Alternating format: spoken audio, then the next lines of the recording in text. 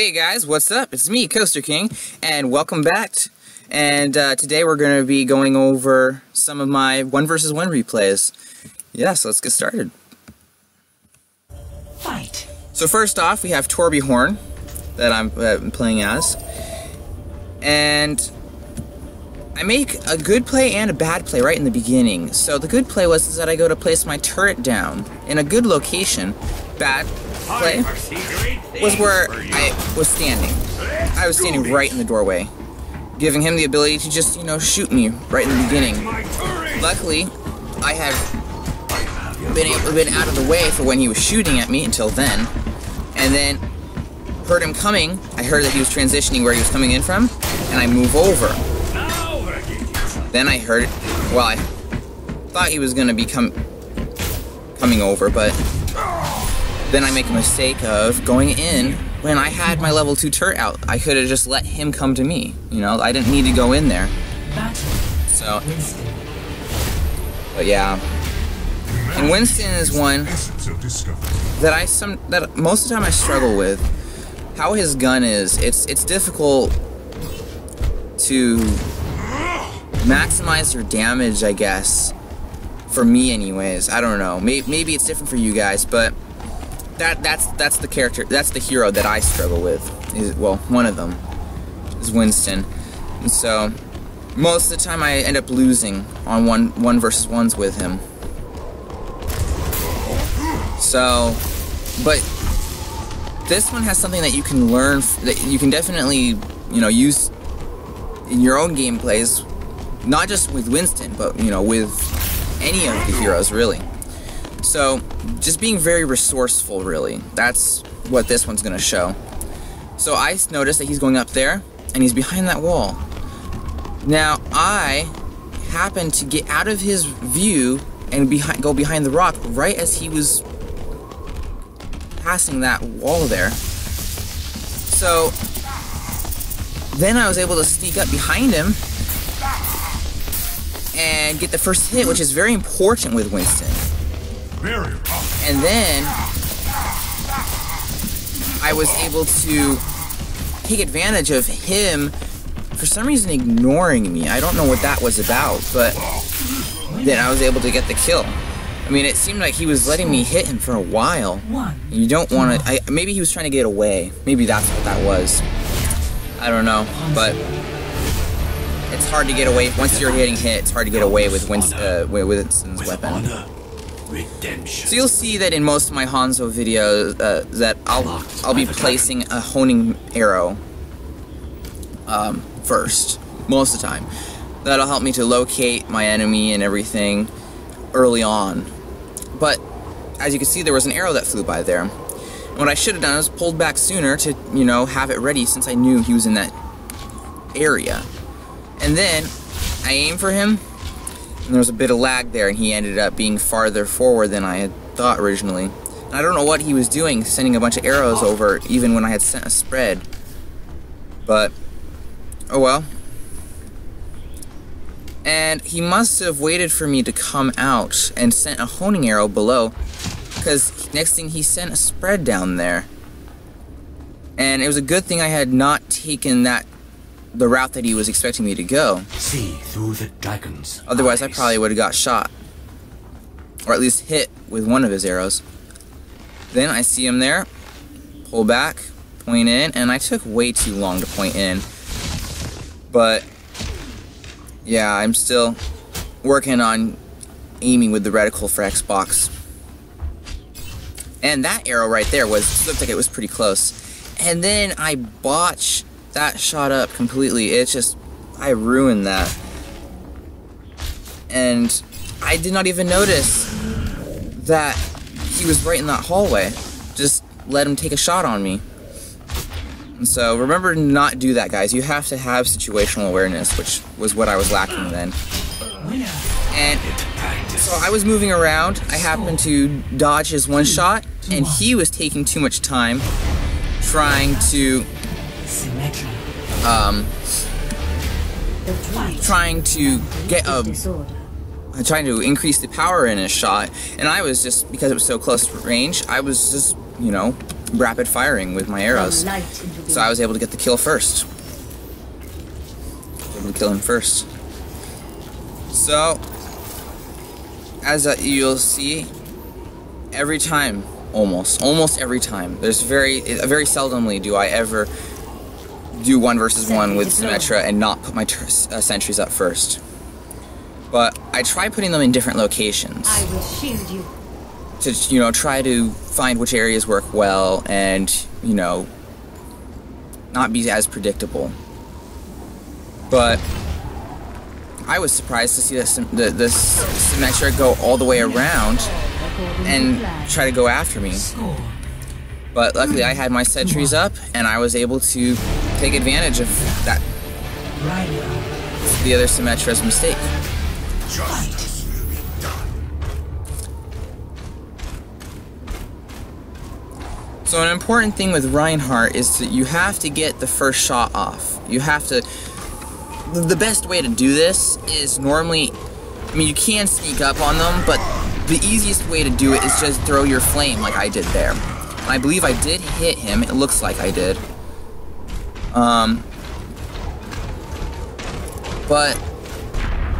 then you gotta, I mean, the more flame you get to throw at him before you go into hand-to-hand combat with him, and the better. It's just, you're gonna be even more likely to win the battle.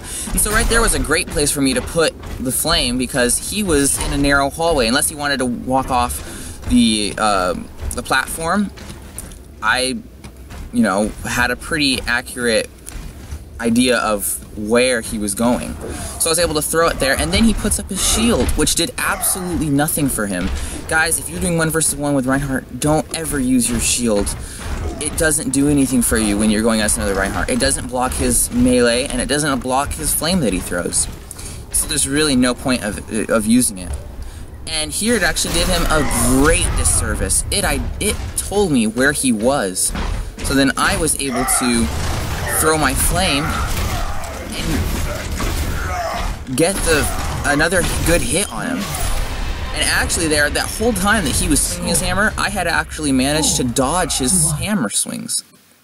Which, you know, helps out. Every little bit counts. So, and then here I am with Zenyatta. And sometimes I struggle to connect the shots with Zenyatta, going against another Zenyatta. But, I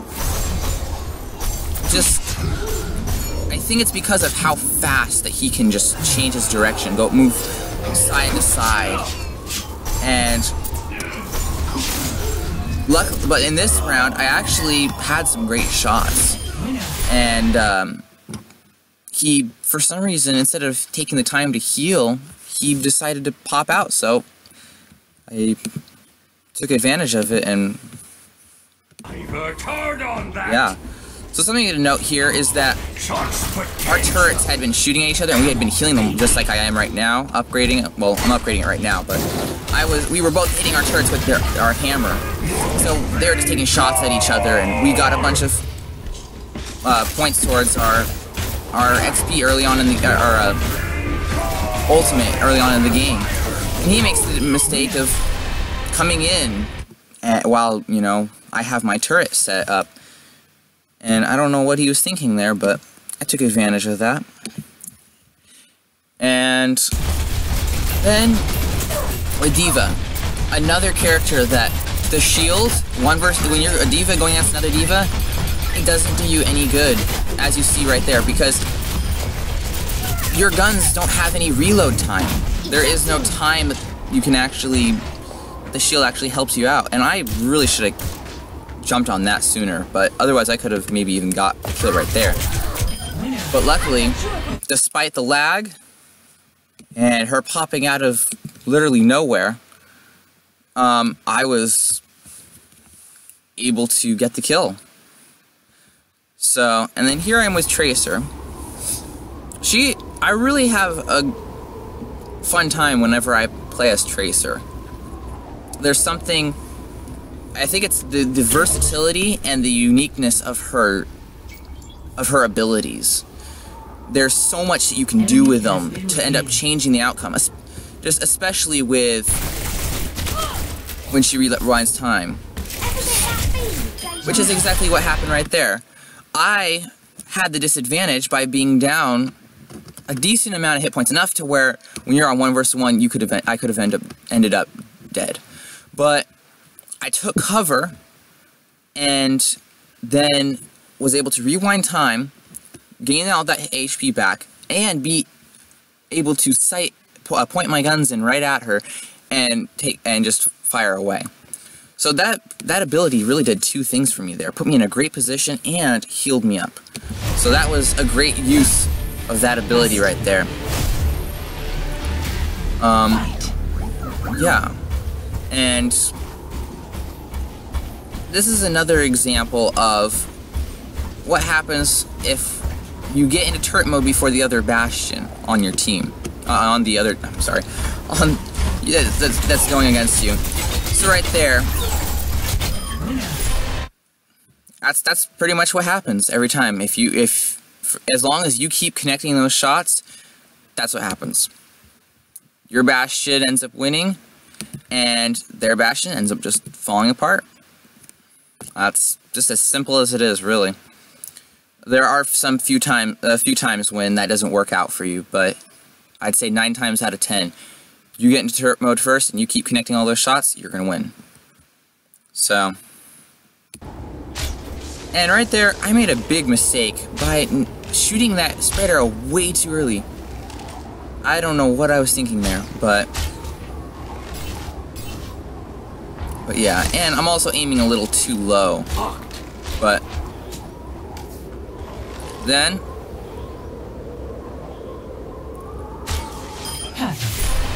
so something that's really interesting about that play right there is that had a lot of luck involved in that shot. That wasn't... Yes, I was pointing about where he had stood earlier, but he went to the exact same spot that I was pointing my reticle at, and also he came out at just the right time. I mean, there was, a somewhat small window of opportunity right there. And also, I had used my honing arrow to know when he was actually coming out, and I think he might not have known that I had that out or something, because otherwise, I mean, if you're a Hanzo and you've seen their honing arrow go near you, the best thing to do is to get out of that area. Don't be within its range. Otherwise, they can see exactly when you're coming out. And so that was what he didn't do there. He just, kept coming out in the same spot.